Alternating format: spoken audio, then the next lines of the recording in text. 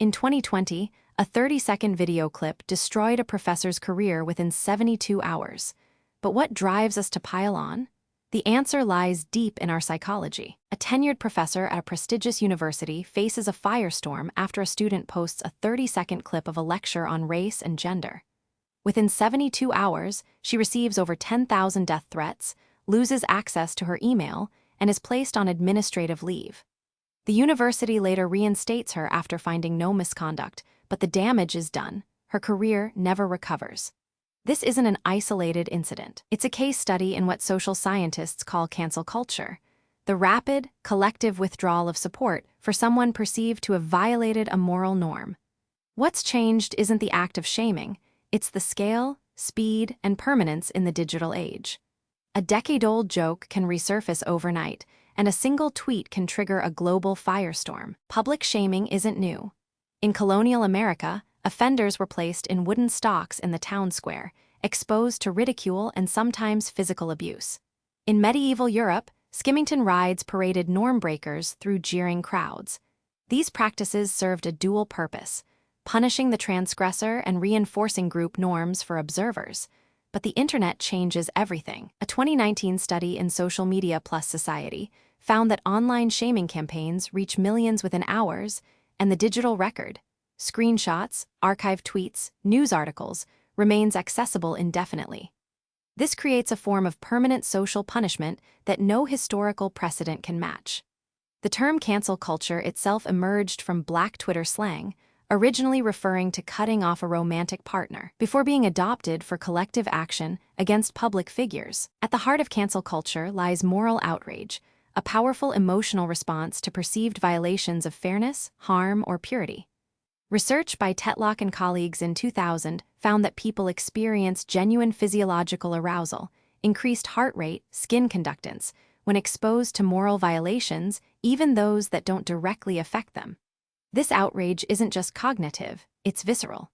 Crucially, it serves a social function. A 2019 study in psychological science showed that expressing outrage signals to others that you're a trustworthy group member who shares their values. Participants who publicly condemned a moral violation were rated as more trustworthy and more likely to be chosen as cooperation partners.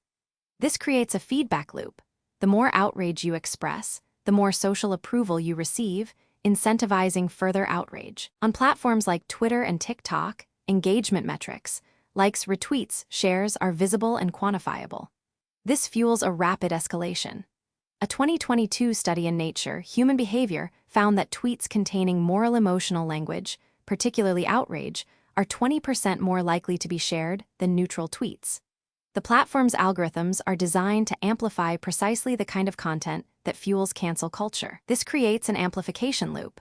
Outrage generates engagement, which generates more outrage, which generates more engagement. The result is a digital mob that can form in minutes, targeting individuals with a speed and intensity that would have been unimaginable just a generation ago. The system rewards the most extreme voices, drowning out nuance and context. Cancel culture also taps into fundamental mechanisms of social identity. According to Tadgeful and Turner's social identity theory, humans derive a significant portion of their self-esteem from membership in social groups.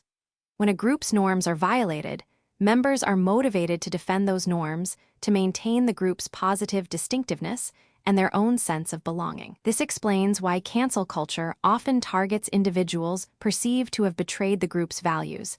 A feminist who makes a sexist joke, a progressive who associates with a controversial figure, a celebrity who fails to live up to their stated principles. The punishment isn't merely about the act itself. It's about the threat to the group's moral identity. A 2020 meta-analysis found that perceived hypocrisy is one of the strongest predictors of moral outrage and punitive behavior. What happens inside our brains when we join a cancellation? Neuroscientific research offers clues. Studies using fMRI show that when people observe others being punished for violating norms, the brain's reward centers, including the ventral striatum, light up. This suggests that participating in collective punishment can feel satisfying, reinforcing the behavior. Additionally, the phenomenon of online disinhibition plays a role. Anonymity and lack of face-to-face contact reduce empathy, and increase the likelihood of aggressive behavior. A 2020 study in Computers in Human Behavior found that people express more extreme moral judgments online than in person, partly due to the absence of immediate social feedback. The brain's prefrontal cortex, which governs impulse control, is less engaged when we're behind a screen, making us more likely to act on raw emotion. The consequences of cancel culture are profound. For targets, the psychological toll includes anxiety, depression, loss of livelihood, and even suicidal ideation. A 2021 survey by the Cato Institute found that 40% of Americans who have been publicly shamed online report significant negative impacts on their mental health. But participants also face costs. Engaging in cancel culture can lead to increased polarization, reduced tolerance for dissent, and a chilling effect on free expression. A 2022 study in the Journal of Experimental Social Psychology found that people who frequently engage in online shaming become less willing to consider opposing viewpoints, reinforcing echo chambers. The ethical debate rages on. Is cancel culture a tool of accountability or digital mob justice? The answer likely lies somewhere in between. Cancel culture reveals the power of social judgment in the digital age. Understanding its psychology helps us navigate a world where one click can change everything.